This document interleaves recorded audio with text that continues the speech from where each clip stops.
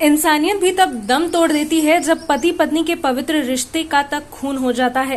पर सवाल यहाँ ये है कि अब दो छोटे छोटे बच्चों का क्या होगा। पूरा मामला ये है कि पति पर शक का भूत इस कदर सवार हुआ कि उसने पत्नी की ही गला दबाकर हत्या कर दी। पत्नी पर तो उसे दया नहीं आई, न ही दो छोटे छोटे बच्चों पर भी माया का जरा सा भी एहसास हुआ। बात सिर्फ हत्या करने तक ही नहीं रुकी। हत्या करने के बाद उसने पत्नी के शव को कंधे पर उठाया और घर से 500 मीटर दूर जंगल पहुंच गया। फिर गड्ढा खोदकर शव को जमीन में गाड़ दिया और घर लौट आया। स्थानीय लोग यह भी बता रहे हैं कि खुद ही पति ने इसकी सूचना ससुराल वालों को भी दी है। और ये सब हुआ है धनबाद के राजगंज थाना क्षेत्र में।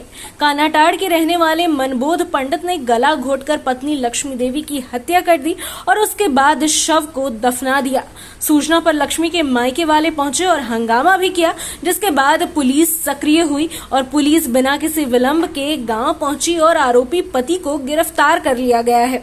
उसने अपना जुर्म कबूल कर लिया है, साथ ही बताया कि लाश को कहां ठिकाने लगाया गया है। फिर उसकी निशानदेही पर पुलिस पहुंची और देर रात को शव को गड्ढे से बाहर निकाला गया। मनबोध को शक था कि उसकी पत्नी लक्ष्मी देवी का किसी से प्रेम प्रसंग है।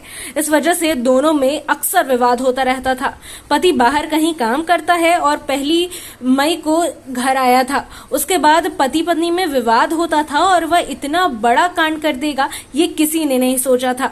लक्ष्मी देवी का मायका चंद्रपुरा में है। वह स्वर्गीय उत्तम पंडित और स्वर्गीय उषा देवी की बेटी थी। हम देख लिए कि मतलब ऐसे हो गया, स्पायर ताप से मार दिया है, तो हम लोग आए। तब आदमी कौन मारा? उसका पति। क्या नाम उसका पति का? मनबोध पंडित। मनबोध पंडित क्या करते हैं? वो काम करता है। कहाँ पे? वो बाहर में काम करता था। 1 तारीख आया था। केठो बच्चा है उनका? 2 क्या नाम है आपका? मेरा ईश्वर प्रजापति।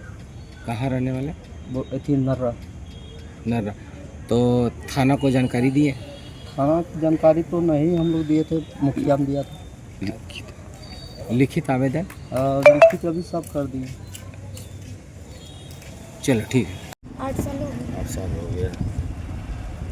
और ये सूचना तुम लोग कैसे मिला जो तुम्हारी बहन का एक्सपायर हो गया? गांव वाले से गाँव वाला बताया। क्या बताया?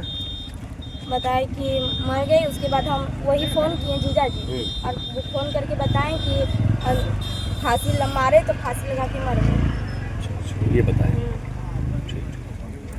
तो जिया जी का क्या नाम है?